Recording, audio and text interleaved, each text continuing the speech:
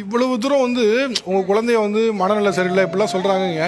But நீங்க சொல்லும்போது ரொம்ப கேஷுவலா சொல்றீங்க. பழகிருச்சா எப்படி? இல்ல நீங்க பழகுறது இல்ல, நம்ம யதார்த்தத்தை ஏத்துக்கணும். இவங்க கிட்ட போய் போராடி என்ன ஜெயிக்க போறேன்? என் பிள்ளைக்கு நான் எனக்கு கொடுத்த பொறுப்பை நான் கரெக்டா கண்டுக்கிறேன். எனக்கு தோணும் அப்பெல்லாம் நம்ம நல்ல அம்மா இல்லையோ, அதனால தான் நம்ம குழந்தை நம்மள அம்மான்னு கூப்பிடலையோ, நமக்குள்ளே பைத்தியம் ஆயிடுவோம், நம்மளே தனியா டிப்ரெஷன் ஆயிடுவோம். ரொம்ப பெரிய கஷ்டம் இது. இன்னைக்கு சொல்லிடுறது இத்தனோண்டு பெரிய 17 வருஷ டிராகடிய 2 நிமிஷத்துல சொன்ன மாதிரி இருக்கும். அழுது வத்தி போச்சுல, ஏன் அழுவணும்?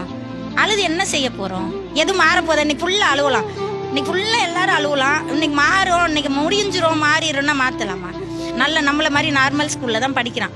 மித்த பிள்ளைகள் வந்து இவனை அடிச்சா நாங்க ஒன்றும் பேசக்கூடாது, எங்களுக்கு பேச்சுரிமை கிடையாது. ஏன்னா இந்த மாதிரி குழந்தைகள் பிறந்திருக்குல்ல, பேசக்கூடாது. நீ ஏன் பேசுற கேட்கக்கூடாது. ஆனா நீவே அடிச்சான்னா இந்த மாதிரி பிள்ளைகளை சேர்த்துட்டு ஏன் சேர்த்தீங்கன்னு நம்மள்ட்ட எல்லா அம்மாவும் சேர்ந்து சண்டைக்கு வருவாங்க. ஆனா மித்த பிள்ளைங்க இவனை கல்லை விட்டு எறிஞ்சு இந்த வடிவேலுக்கு வைக்கிற மாதிரி பெருசா வந்துருது. அன்னைக்கு அந்த அம்மாட்டெல்லாம் நான் சண்டை போட முடியல. அந்த நேரம் ஏன் ஒன்றும் செய்யாது, என்ன பட்டு நம்ம வீட்டுக்கு போகலாம், அப்படியே வீட்டுக்கு வந்துடுறோம். நான் எல்லாரோடையும் உட்காந்து ஊட்டணும் சாப்பிடணும்னு ஆசைப்படுவேன். இவனுக்கும் ஆசை இருக்கும். எல்லா பிள்ளைகளோட உட்காந்து நானும் சத்துரவு வாங்கி சாப்பிடுவேன். ஸ்கூலுக்கு போவேன், என் பிள்ளைகளா என்னன்னு விளாண்டுட்டு பேசிட்டு இருப்போம்.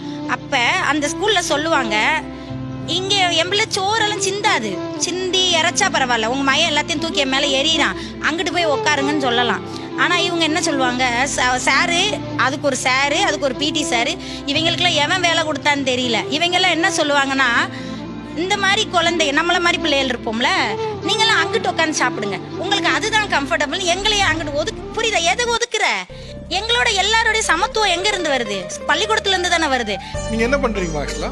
நான் வீட்ல ஹவுஸ் ஒய்ஃப் தான், மச்சான் ஆடிட்டரு. அதனால நான் வீட்ல சும்மா அகில் கூட இருக்கேன், டெய்லரிங் பண்ணிக்கிட்டு ஜாலியா இருப்போம் வீட்ல. ரொம்ப நாங்க வீட்ல ஆக்சுவலா ஏன் கேட்டோம்னா, நீங்க வந்து இந்த சமூகத்தோட எல்லா பிரச்சனையும் ரொம்ப யதார்த்தமா உங்களுடைய ஊர் மொழியில, ஊர் பாஷையில நகைச்சுவாவே நீங்க சொன்னீங்க. உங்களுக்கு இருக்க பிரச்சனை தான். ஆனா நீங்க எவ்வளவு தூரத்துக்கு அந்த வழியை கடந்து போயிருந்தா இந்த வழியிலேயே நகைச்சுவே உங்களால சொல்ல முடியும். ஏன்னா எனக்கு அதான் எனக்கு ஆச்சரியமா இருக்கு. எனக்கு மறந்து போயிரும், ஆர்கியூ பண்ணி ஜெயிக்க முடியாது, ஒதுங்கி போறது நல்லது தானே.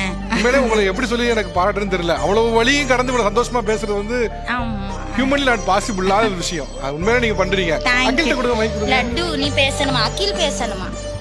Thank you. எங்களுக்கா ஒரு முறை அம்மான்னு கூப்பிட்டுருந்தீங்களா? ஆமா ஆமா, அம்மான்னு கூப்பிடுங்க.